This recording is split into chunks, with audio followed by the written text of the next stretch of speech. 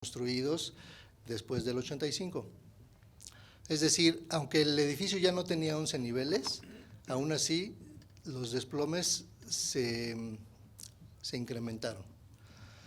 El Instituto de Ingeniería tiene un documento que elaboraron, que ahorita también nos mencionaba algo aquí el maestro de Cencropam, que elaboraron en el 2011, en donde establecen que esos edificios, el monitoreo que están haciendo, que habían hecho hasta ese momento de esos edificios, les daban unas lecturas de desplomes de 3 centímetros por año.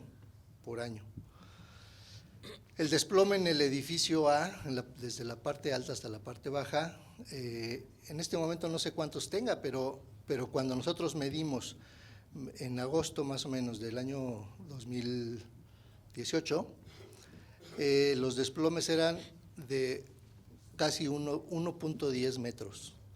O sea, eso evidentemente rebasa los estados límite de servicio y por lo tanto ese edificio no es utilizable.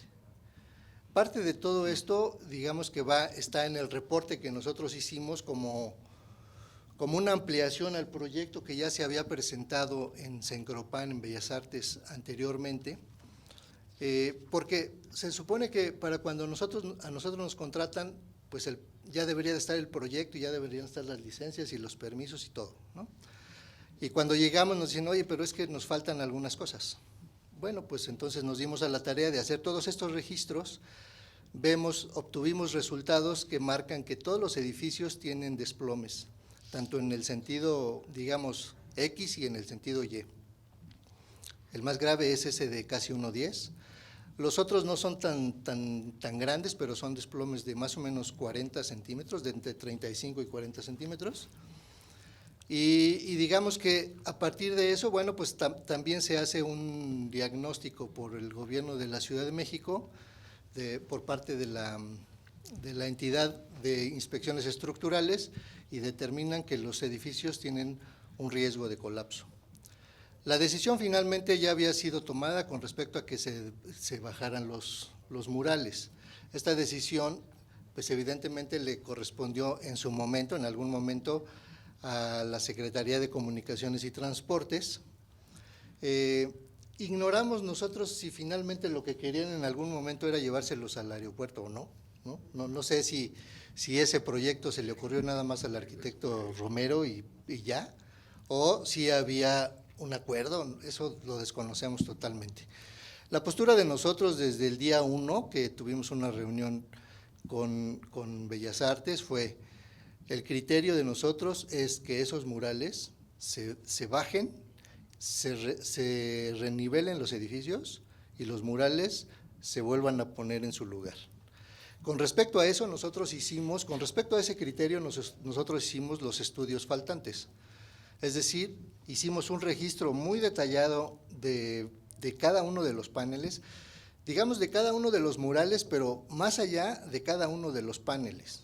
Nosotros estaríamos en condiciones, a partir de los registros que tenemos, de poder hacer una impresión en un plotter en escala 1:1 de cada uno de los paneles. Y eso nos da una gran certeza, una gran certidumbre de que cuando alguno de los paneles por alguna razón se pueda perder, se pueda reconstruir tal y como el artista lo desarrolló en su momento. Eso para nosotros fue, digamos que un acierto, porque en nuestro país tenemos una gran dificultad para comprender que es importante tener registro. Nosotros tenemos 30 años de dedicarnos al patrimonio. En estos 30 años, mucho tiempo hemos estado insistiendo en que hay que registrar. El registro, pues, imagínense que es como si decimos que en la secretaría o en nosotros mismos, en nuestros archivos personales, pues hay que escanear todo porque pues hay que tenerlo guardado, ¿no? Y alguien nos puede decir, oye, pero ¿para qué pierdes el tiempo escaneando todo eso, no? Pues es que es un registro. El día de mañana se me pierden los negativos, se me pierden los originales y no voy a tener información de lo que yo tenía ahí impreso. La parte de la documentación y del escaneo y de la digitalización de archivos es fundamental. El registro, pues, de los edificios patrimoniales creemos que es fundamental.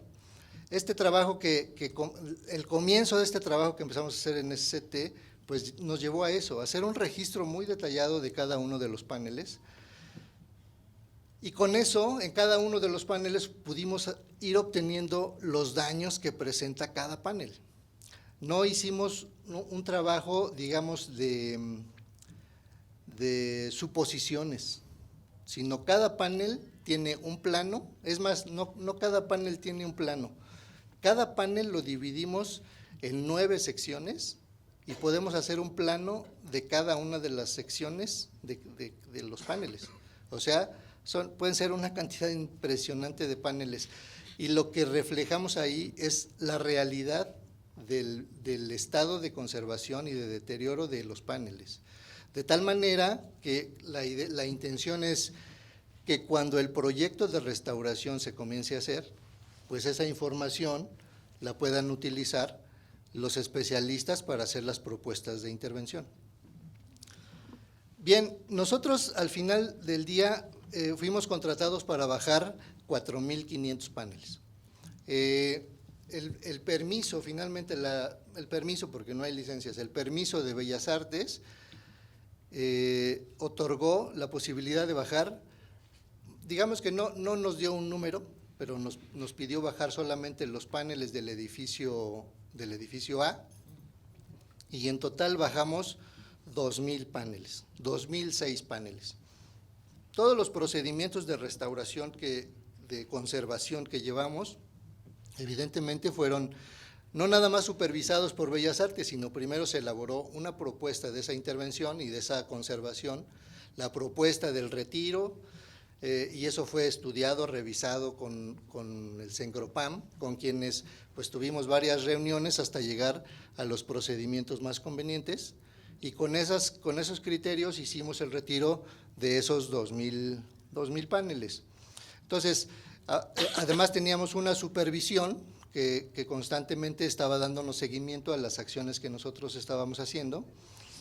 Y ahorita que hablábamos acerca de qué hacer con los otros 4,000 paneles, porque los edificios A y B tienen, en este momento tienen 4,000 paneles todavía, que son de 1 metro por 90 centímetros. Esos 4,000 paneles, pues es de los que hay que tomar la decisión de lo que se tenga que hacer, ¿no? Bueno, ahorita que hablábamos de qué pasaría si los tenemos que quitar, y yo lo que diría es, ¿se pueden quitar? Sí se pueden quitar, ¿sí? Hay procedimientos de restauración, no nada más en México, que además en México hay especialistas en esto, pero hay procedimientos para retirar pintura mural pues prehispánica, y se retira, se restaura y se puede reubicar en otro lugar o en el mismo, todo depende de lo que se quiera. Entonces, quitar estos elementos de concreto que están hechos de teselas, de piedras de diversos destinos, como bien decían, en donde también hay vidrios y incluso hay cerámicas, ¿no? Porque hay algunas partes que están hechas con desperdicios de platos de porcelanas y de cerámicas. Bueno, lo que habría que hacer primero es hacer como esto que está, que no sé si se puede ver ahí donde tengo la manita del cursor, pero esto es un velado de protección.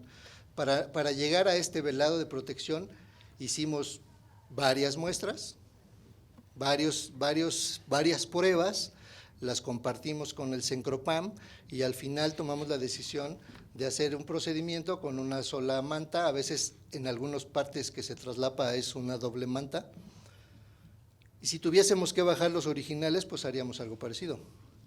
Tendríamos que hacer un velado de protección para que cuando haya percusión o cortes, porque yo creo que eso sería lo que hay que hacer, habría que hacer cortes, esas partes pues no se desprendan con los movimientos.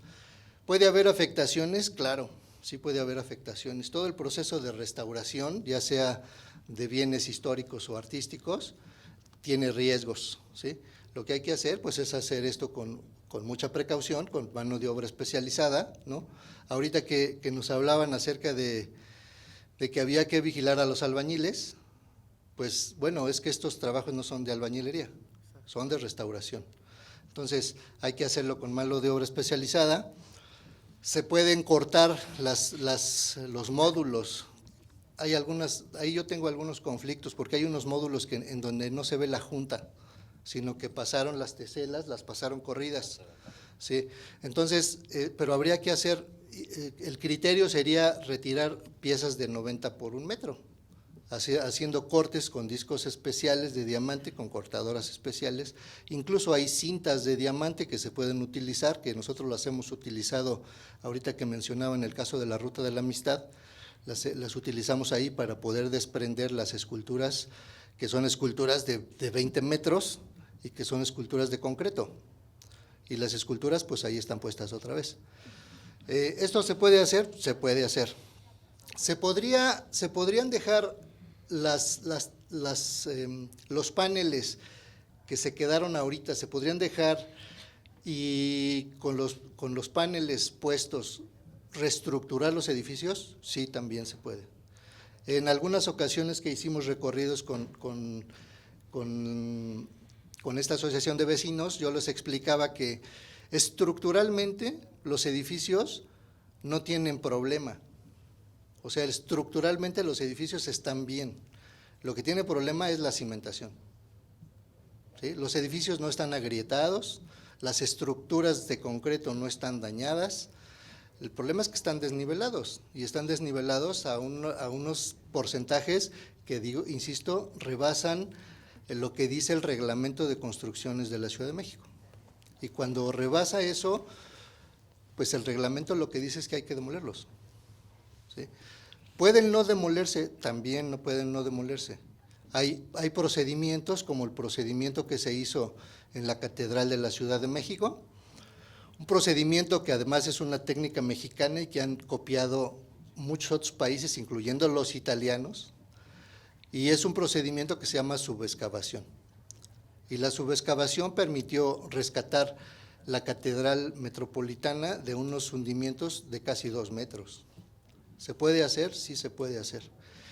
Todo implica costos, unos de un tipo y otros de otro. Cuando ya haya un grupo de especialistas que vaya a tomar la decisión de lo que se tenga que hacer, pues necesariamente los van a llevar a los costos. Técnicamente se pueden hacer muchas cosas.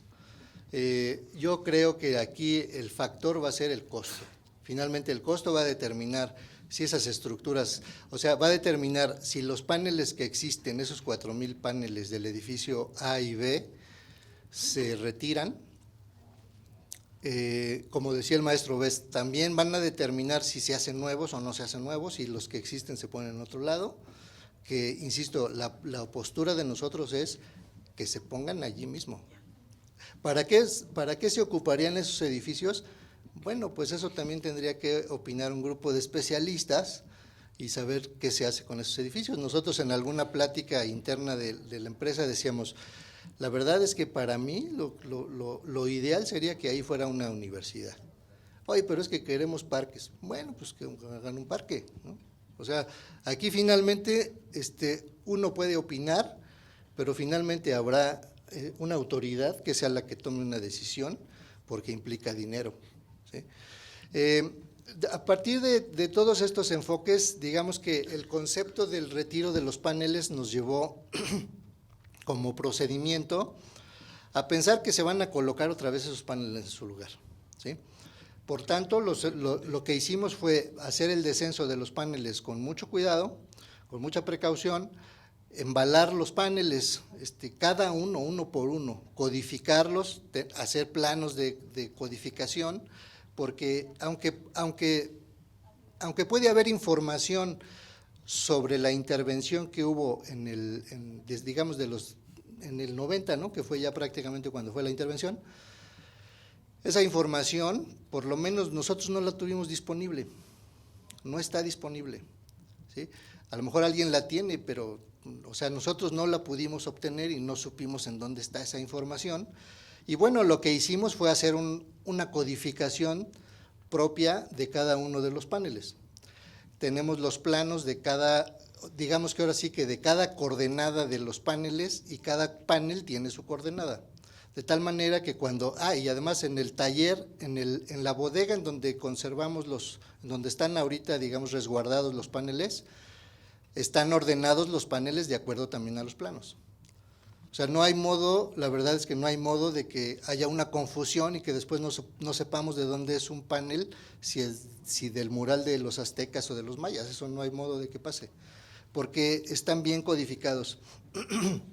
Las bodegas que se hicieron, digo, es como el departamento de cada uno de nosotros, ¿no? Si uno no usa su departamento y no le da mantenimiento, pues en la primera temporada de lluvias va a haber problemas, ¿eh? Si a estas bodegas que hicimos hace ya casi medio año, digamos, no se les da mantenimiento, y que además parte de las recomendaciones del Cencropam desde 1982 es que esto, o desde antes, es que debe de haber un programa de conservación. Si no hay un programa de conservación, los deterioros se vuelven exponenciales. O sea, entre menos tiempo pase, más deterioros hay. Y yo lo que creo es que las bodegas que hicimos son unas bodegas adecuadas, están en buenas condiciones de ventilación para que no se creen microatmósferas ahí que afecten a los paneles, aunque finalmente los paneles han estado 50 años a la intemperie, o 30 a los otros. Pero también a las bodegas hay que darles mantenimiento y hay que checar que no se pase el agua, la humedad, etcétera, etcétera, ¿no? Eso no se está haciendo, ¿eh? Están ahí los paneles custodiados, guardados, pero nada más. En algún momento también esto no se ve nada, pero esto es el reflejo de unos análisis químicos que mandamos a hacer, de espectrografía y de varios análisis químicos que nos los hizo la UNAM, en donde sabemos de cada una de las piedras, no nada más de dónde viene, sino cuáles son sus propiedades físicas y químicas. ¿Por qué? Porque ya nos ha pasado a nosotros en otras intervenciones, y ahorita que decían de la Capilla de Nápoles, en la Capilla de Nápoles restauramos un piso morisco, bellísimo, en donde parte de la madera, era de varias maderas, de 3 maderas, y una era de mezquite. Entonces, el mezquite en estos momentos ya está prohibido, ya no podemos hacer obras de ese tipo con mezquite, y entonces tuvimos que hacer análisis químicos y físicos y biológicos de la madera para saber con qué podemos sustituir esa madera. Y entonces el análisis nos da madera de esta o de esta, ¿sí? Y a partir de ahí pues tomamos la decisión. Lo que hicimos aquí es lo mismo. La cantera que ahorita decíamos de Oaxaca, nos ha pasado por ejemplo en Zacatecas, que la cantera tradicional, por ejemplo, la cantera con la que está hecha la fachada, la catedral de Zacatecas o el templo de Santo Domingo que decían ahorita, es de cantera rosa. Nada más que la cantera rosa de Zacatecas ya no es el mismo rosa de hace 200 años. Ya, o sea, las canteras, pues es piedra natural, algunas canteras ya se cerraron, otras piedras, pues la veta ya cambió porque es natural, y ya no podemos obtener las mismas características, el mismo tono de esa piedra. Entonces lo que hay que hacer es sustituir por una similar. Eso es lo que hay que hacer, y eso solo lo podemos determinar a partir de unos análisis químicos. Y eso fue lo que hicimos aquí. Ese reporte obviamente está integrado en el expediente que se entregó, que ahorita decía el maestro, que se entregó al Cencropam.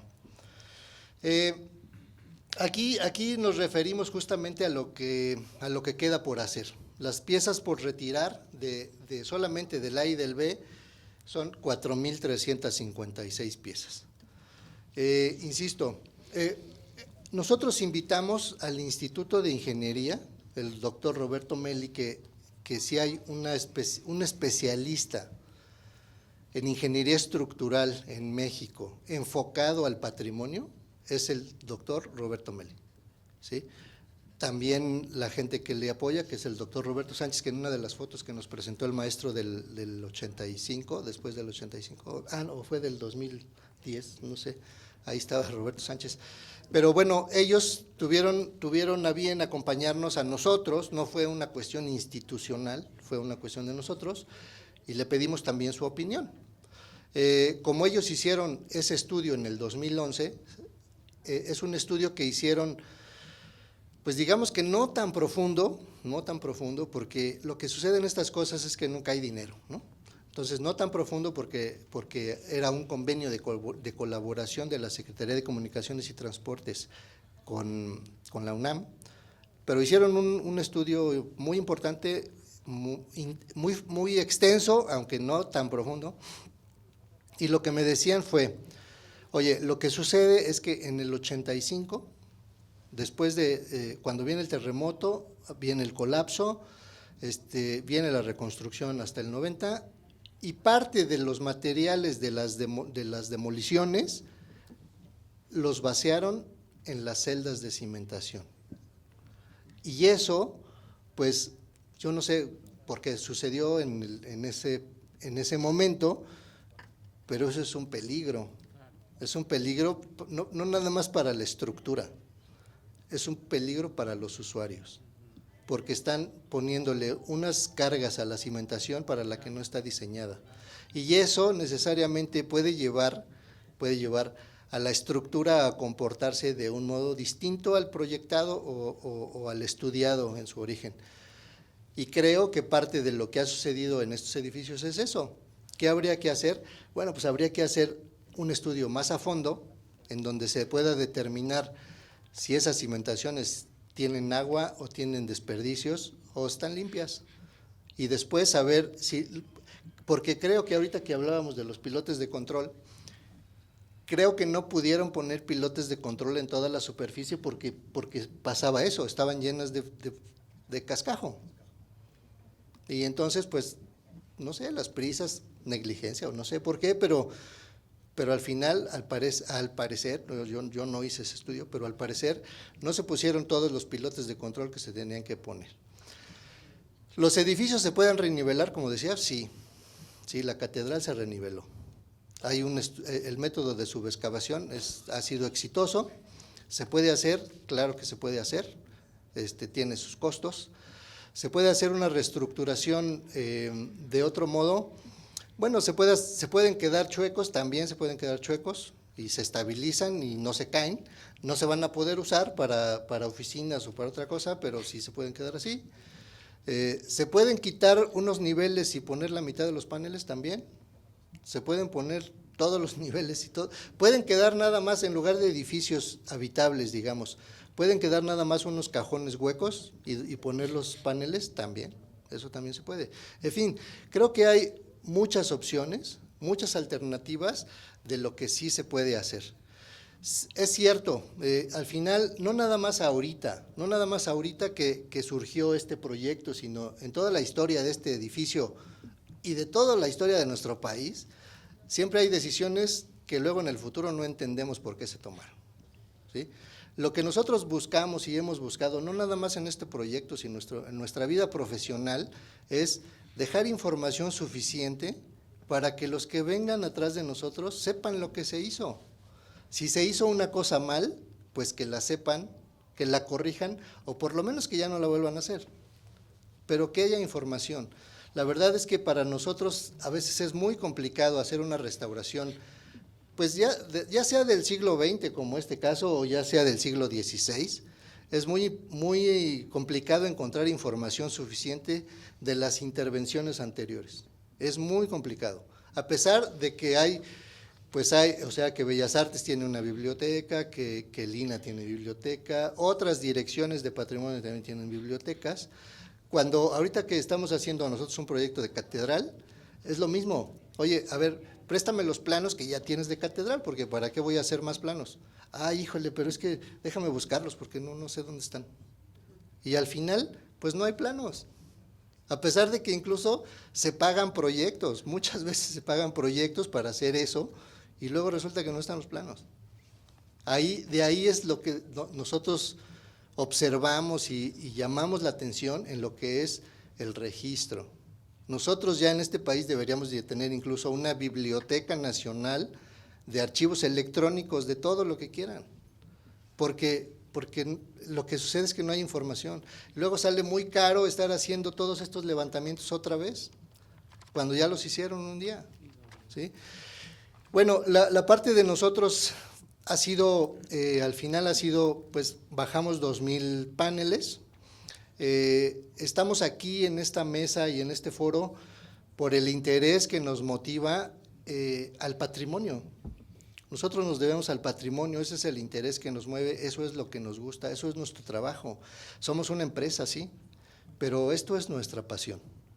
Y no nada más, esto para nosotros, o sea, nosotros podíamos haber entregado un informe pues mucho más concreto de este proyecto. Pero ahora que entregamos las cosas, el informe en Cencropam se espantaron de toda la información que entregamos, porque es muchísimo, es muchísimo. Y todavía no está aquí un proyecto de restauración, ¿eh? Hay, lo que entregamos fue deterioros, un análisis de los deterioros de cada panel, Sabemos, déjame ver si traigo por aquí, creo que no, pero hay por ahí una ficha en donde decimos, oye, de piedra Oaxaca faltan tantos centímetros cuadrados, ¿sí? ¿Qué te digo? De obsidiana falta tanto, de vidrio azul falta tanto. De cada una de las piedras decimos qué es lo que falta. Finalmente les quiero decir, para cerrar, quisiera comentar esto. Nosotros tenemos 30 años dedicándonos a la intervención y conservación del patrimonio. La restauración es el último paso que queda antes de la destrucción de algo. Cuando ya no hay más remedio, hay que restaurarlo porque si no, se va a perder. No tenemos una conciencia clara del mantenimiento, no tenemos una conciencia de la conservación. Y ahorita que el maestro nos decía del Cencropam, que, oye, ¿qué hay que hacer de conservación? Pues hay que darle una lavadita a los paneles, a los murales, ¿no? No les afecta nada, afecta mucho. La lluvia ácida afecta mucho a todos los bienes patrimoniales. La catedral está así por eso, ¿no? Porque falta también conservación. Pero todo, esto parece que es de concreto y acero y no pasa nada, pero sí pasa, ¿sí? El concreto, como todos los organismos, yo veo el patrimonio o un inmueble, lo veo como un ser vivo. O sea, necesita muchas cosas, necesitas un dictamen, necesitas un diagnóstico y después darle un medicamento cuando esté enfermo. El concreto que parece que el concreto dura para siempre, no es cierto, ¿sí? El concreto sufre un proceso químico a través de la lluvia ácida y del agua que se llama carbonatación. Si el concreto empieza a sufrir carbonatación, lo que sucede es que el agua que está entrando a la superficie o a las fisuras de ese concreto empieza a generar oxidación en lo que va tocando, y la oxidación va haciendo que el acero se hinche y estalle, y luego pues estalla también el concreto. Y si eso le pasa al concreto, al mortero con el que están sujetas las teselas de los paneles, pues también le pasa. De tal manera que si ustedes se acercan al Centro Scope, van a ver que todos los días hay pérdidas. Todos los días hay pérdidas. Hay teselas que se caen todos los días. Unas de vidrio, otras de obsidiana, digamos. O incluso las piedras que más se adhieren, que como decían aquí, pues son piedras, digamos que piedras calizas, como la Oaxaca, que esas se adhiere más porque es más porosa, pero también la lluvia y demás, pues la va haciendo cada vez más porosa, y se pierde. Si esos murales no se hubiesen bajado hace un año, o el tiempo que sea, bueno, los murales estarían allí.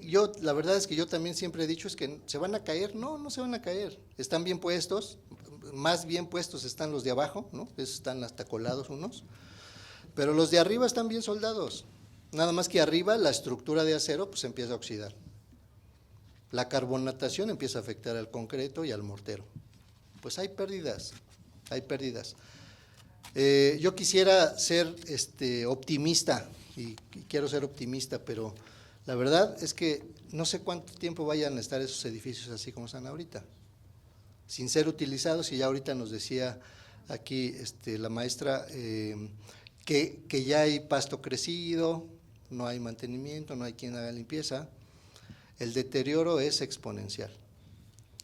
Si estos paneles y estos edificios se quedan así otro año, vamos a tener que recoger muchas piedrecitas de todas las partes bajas de los murales, porque todos los días hay desprendimientos, todos los días. Esos edificios están desplomados,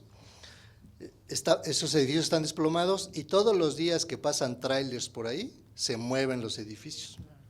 O sea, las afectaciones no han parado. Muchas gracias.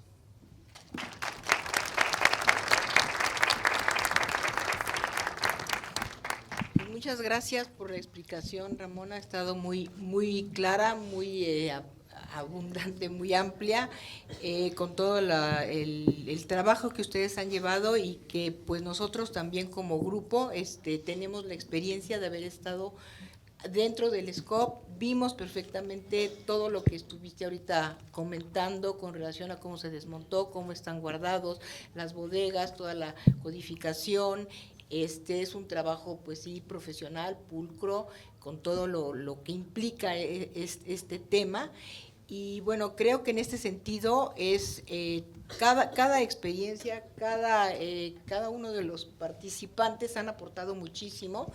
Y bueno, cabría sobre todo pensar en sumar de todo esto, propuestas y alternativas para algo verdaderamente positivo, de rescate, y no todo lo contrario, porque creo que hay muchos elementos que pueden pues realmente sí unirse y sumar para lograr algo realmente muy beneficioso para este patrimonio de la nación. Claro. Muchas gracias. Y bueno, ¿habrá algún comentario que quiera alguien hacer? Aquí, buena tarde. Le voy a hacer 4 preguntas a la empresa CAP. Si quiere puede ser muy preciso por el tema del tiempo. ¿Costo de la restauración de los murales? Si lo tienen. ¿Costo de la renivelación del inmueble? Si la Secretaría de Comunicaciones y Transportes o alguna otra dependencia realizó mecánica de suelo. Y si tenemos un fondo por el dinero que se pagó para retirar los murales. Sí, voy a empezar por la última. Nosotros tuvimos un contrato de servicio. Ese contrato de servicio fue originado por una convocatoria para participar en la presentación de los presupuestos. Ese contrato surge de un catálogo de conceptos con precios unitarios. Si sabemos un poco de esto, o si no sabemos, les voy a decir que cuando se utilizan precios unitarios en la construcción, a mí me van a pagar lo que yo haga. Si no bajé 4,000 paneles, no me los pagan. Si no hice una actividad, no me la pagan. Si bajé 2,000, pues me pagan 2,000. Entonces, yo lo que te diría de eso, y que un poco la pregunta de antes también que me hacías es, oye, ¿o devolvimos dinero? No devolví nada, porque no cobré nada que no tenía que haber cobrado.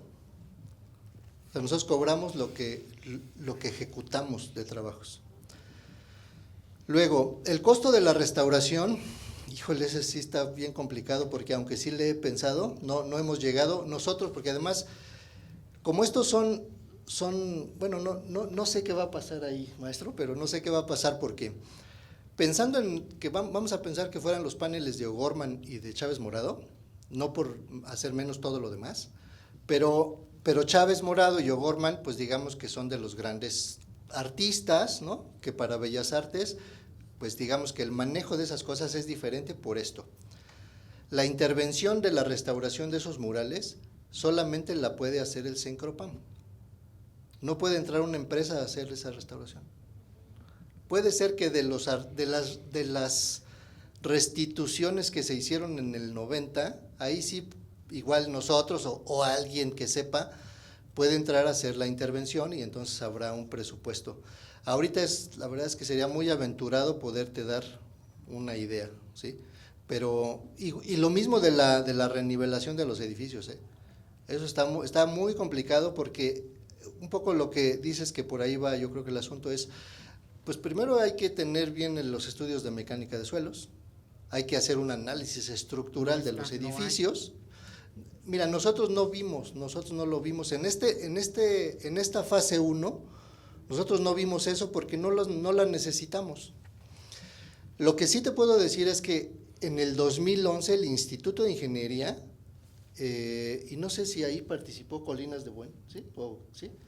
Pero ahí sí hicieron estudios de mecánica de suelos, y esos yo sí los vi, Entonces, estudios sí se han hecho, claro que pues en el 2011, aunque el reglamento no ha cambiado tanto ahorita, pero habría que hacer unos nuevos estudios. Es correcto. Habría que hacer unos nuevos estudios ahorita. Esos estudios, pues, son los que nos van a dar la pauta para saber si sí recimentamos, claro, si sí renivelamos, si sí reestructuramos o si los demolemos. Muchas gracias. ¿Sí? Bueno, pues gracias. A ver, ya nada más una o cuando mucho dos intervenciones. Quería preguntarle precisamente, ustedes han explicado ahorita todo lo que se ha hecho ahorita, pero yo quisiera preguntarle a usted, sobre todo al Cencropam, ¿sabían al ordenar esto, al hacer la licitación de los trabajos que hizo la empresa, sabían ustedes el destino que le iban a dar al inmueble? ¿O por qué motivo hacen esto sin saber exactamente qué es lo que se va a hacer al final? Porque a mí me parece que, pues como usted lo está explicando ahorita, no había necesidad de bajar los paneles porque no estaban molestando. Pues si no se sabe para qué se va a utilizar el inmueble, pues para qué se bajan. O sea, no me parece la lógica después de lo que usted está explicando. No sé si alguien, porque de todas las autoridades que autorizaron que usted entrara a trabajar, bueno, que la empresa entrara a trabajar eso, pues alguien debe de haber sabido qué destino le iba a dar a ese trabajo, ¿no? Yo hago este trabajo, ¿con qué finalidad? Pues con esta otra. Sí. Pero si no lo sé, no sé si el Cencropam o qué otra autoridad pudiera saber esa situación. Sí. Bueno, yo te lo explicaría primero desde mi perspectiva y ahorita el maestro nos podrá decir. Pero la verdad es que esta fase 1 digamos, de la conservación de los murales, tiene que ver con eso, conservar los murales. Mi opinión personal, como especialista de esto, es que los murales sí se debieron haber bajado. Podemos discutir esto y podremos tener diferencias porque aquí hay criterios, ¿no? Claro. Pero yo lo que creo es que sí está bien que se hayan bajado. ¿Por qué?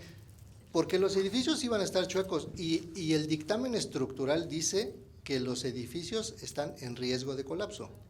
Oye, ¿pueden no colapsarse en los próximos 5 años? Sí, pero también pueden colapsarse mañana. Eso no lo sabemos, nadie lo sabe. Y yo creo que la decisión de bajarlos para conservarlos fue correcta. Ahora, insisto, o sea, eso puede discutirse y puede llevarse a esto. Sin embargo, si para mí las autoridades sabían qué iban a hacer con los edificios, yo creo que no lo sabían, porque había varios factores que entraron en juego, ¿no? Después del sismo, pues lo que había que hacer es atender las cosas emergentes como en todos lados sucedió. Se atendieron las cosas urgentes de estabilidad estructural, de seguridad, etcétera, ¿sí? Y yo creo que en el caso de los murales, este fue el criterio, hacer una acción emergente de conservación de los murales. Si los edificios no se colapsan en los próximos años, pues qué bien, pero había un riesgo.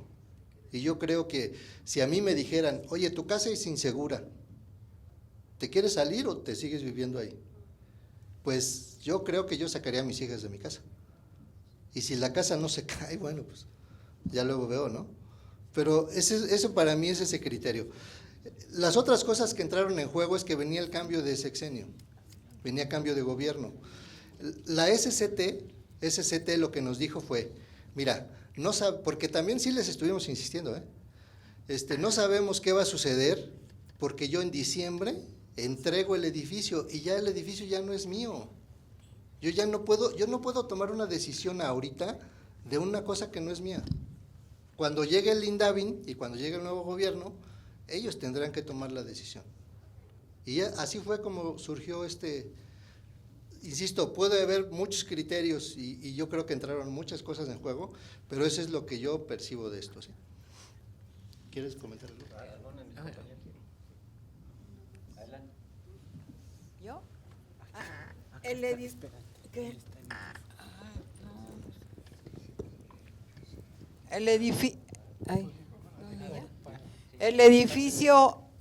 El edificio y los murales están declarados o catalogados.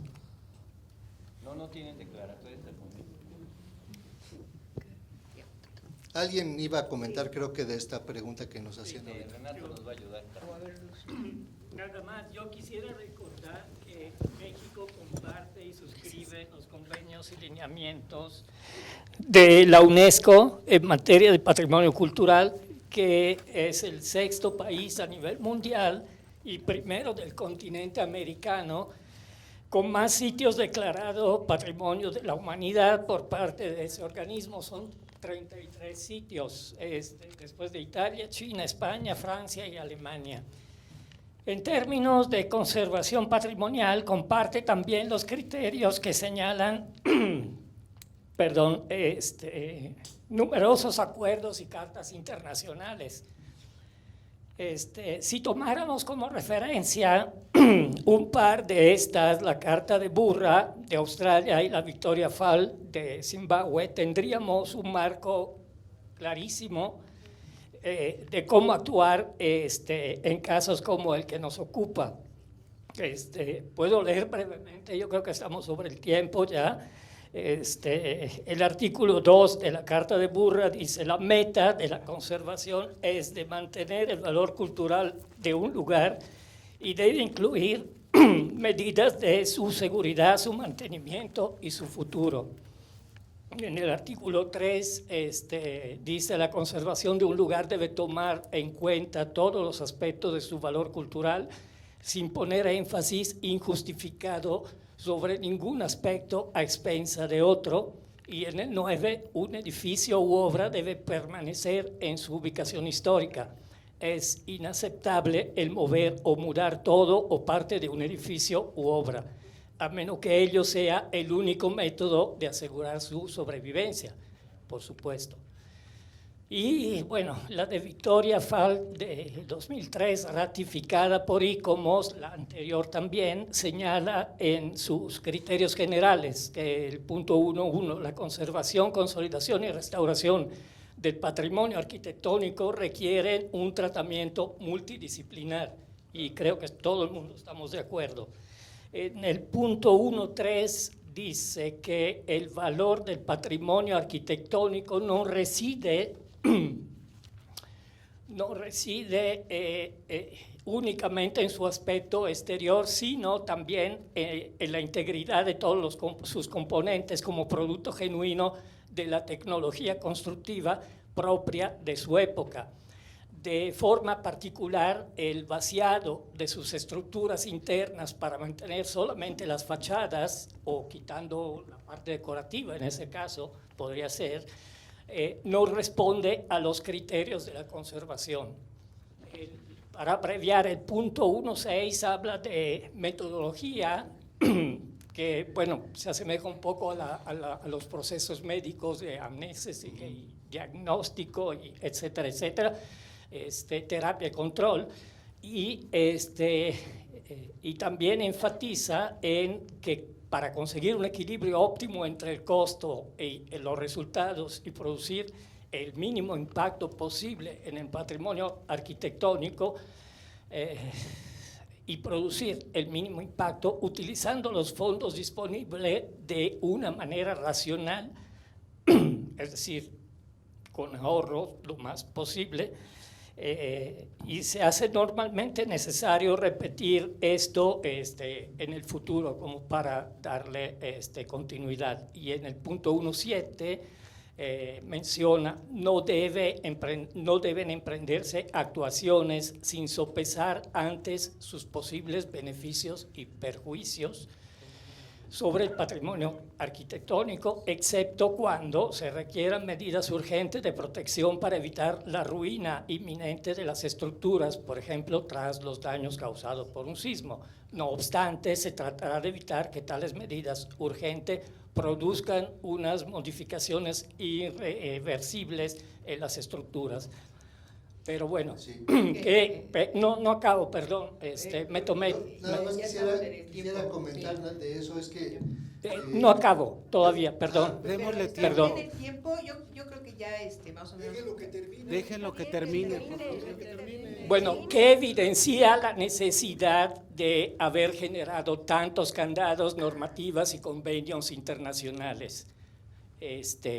Yo creo, pues obviamente es un medio que ha intentado regular y contrarrestar una tendencia que va en detrimento de una adecuada atención al patrimonio cultural. Apunta a escenarios complejos en los cuales los problemas no son simplemente técnicos, y por lo tanto no involucran exclusivamente a los restauradores, aunque las cartas en principio están destinadas a ellos. Obviamente en tales escenarios los intereses prioritarios a menudo son otros e impiden actuar al conservador como debería, enfocándose principalmente a solucionar los aspectos técnicos. Aspectos que, por cuanto complejos sean y por cuanto lleguen a constituir retos y desafíos, por lo regular, que inclusive se antoja solucionar, y es posible hacerlo exitosamente en la mayor parte de los casos. Los otros aspectos que nos escapan de control son los económicos, los políticos, las decisiones tomadas a niveles de mayor peso jerárquico, sobre bases ajenas a veces a lo estrictamente técnico, decisiones que inclusive pueden ser tan solo inocentemente de tipo cultural, razones ideológicas, de gustos, de corrientes de pensamientos, entre muchas otras. O bien en el ámbito institucional, y hay que tener el valor de reconocerlo, yo creo. A veces el problema, a mi parecer, hablo a título absolutamente personal, es una excesiva actitud burocrática, más reactiva que proactiva. O sea, si no hago nada, no meto la pata, ¿no? Y nadie me va a decir que, oye, pues, ¿qué estás haciendo? Te equivocaste. Convirtiéndose esto, lamentablemente, en detrimento de la conservación del patrimonio.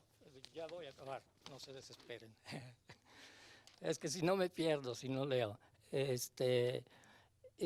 Cuando se podría actuar en tiempo y forma con menor inversión de recursos económicos, humanos, técnicos y materiales. Todos estos suelen ser algunos de los mayores obstáculos que a menudo pesan, llegando a interferir y a obstaculizar el rescate patrimonial. Y repito, lo técnico no es un problema, sí son costos, obviamente que son costos, pero pues tenemos ahí el ejemplo de la catedral, que es de aquí, de la casa, y el ejemplo de la Torre de Pisa, que también se construyó, se hundió, tiene 4 grados de desplome, no tiene el peso, no lo sé, del scope o de la catedral, que es muchísimo más, creo, aunque es un poquito más baja que la Torre de Pisa, tiene 60 metros de alto, algo así.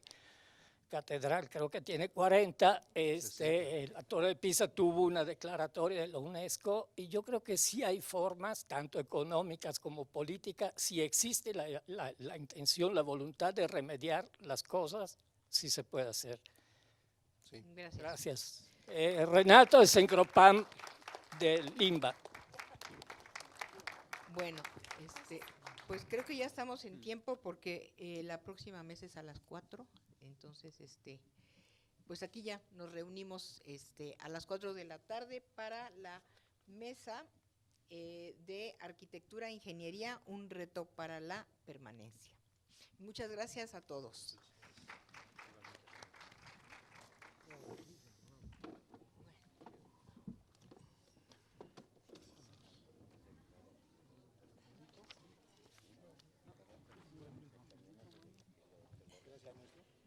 Estuvo muy... Muchas gracias. Estuvo muy interesante. Sí, qué bueno que tú tuviste este espacio y que tuvimos el espacio, pues para cada vez tener más información, ¿no? Es eso.